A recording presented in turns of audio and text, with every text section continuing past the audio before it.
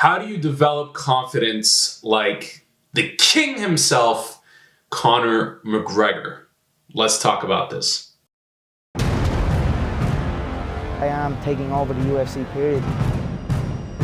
Conor McGregor is the biggest star. I plan on stealing the show every time. He's the biggest draw in the history of the sport. He will fight anybody, anywhere, anytime. Hey, my name is Mo Bassi, and in today's video, we're going to talk about how to actually become more confident like Conor McGregor and the secrets that he uses to portray insane amounts level of confidence. Starting off with number one is that he is barbaric in nature.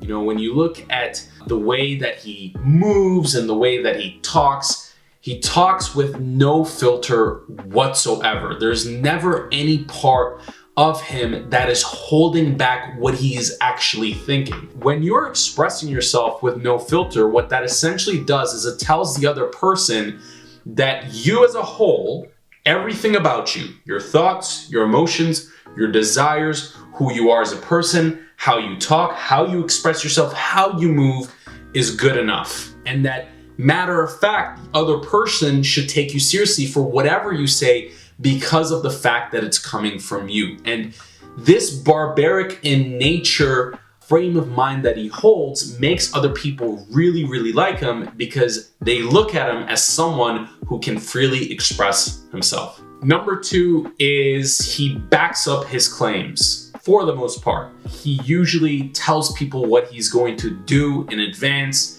And if you've been following his career, he most likely does it. When he fought Dustin Poirier, when he fought Jose Aldo, he told people exactly what he was going to do in those fights. And he was very confident in saying so. Yeah. Can I tell you what you told me? I said his right hand would get him into trouble. It's the shot I predicted. I said he'd overload on his right hand. I said I'd slip. I said I'd bang the left hook. And that's what happened. Word for word, you said, I felt when we stared down, I felt his right hand was twitching, which was a subtle tell for me. He is ready to unload that right hand, and I feel that could be a downfall for him. If he lets that right hand go, I will not be there. I simply enter the way I enter, and that is enough. They either overextend or they shrink away, but either way, it is not good for them. I will create traps and dead space inside that octagon, and I will walk him into that dead space. But all of a sudden, he will be in danger. And when you can back up what you say and you actually end up doing it, people see you as someone that they can count on. And they see your confidence as being someone who is of higher confidence than the average person, especially when you can back up those claims. Now, all the other fights that he had that he couldn't back up those claims didn't even really matter because of the fact that he built such a good reputation on the claims that he did back up. Number three is his rags to riches story.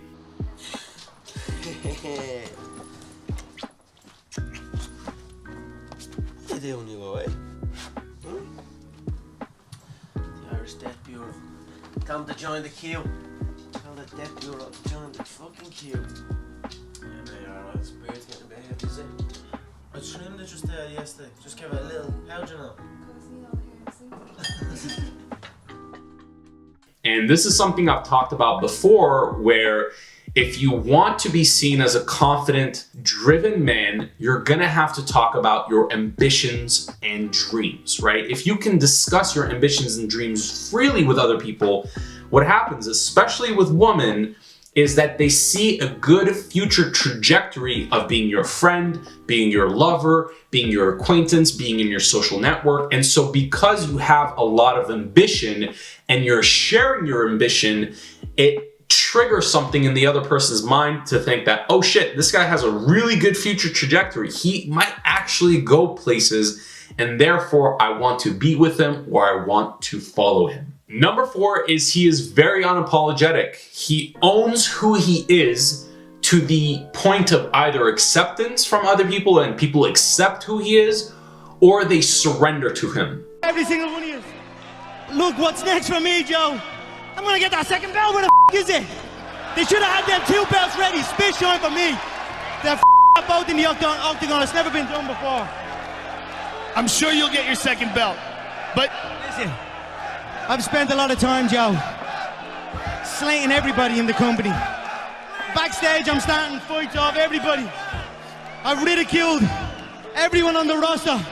I just want to say from the bottom of my heart, I'd like to take this chance to apologize to absolutely nobody. The double champ does what the he wants. Let me raise this. This is what I want to do. And so when you can be unapologetic about everything that you do, everything that you say, now there's some cases, I want to be careful with this advice, because there's some cases where you do have to humble yourself, where you do have to say that you're in the wrong or that you need to apologize. And that in itself shows a really high level of confidence in who you are, because it shows leadership.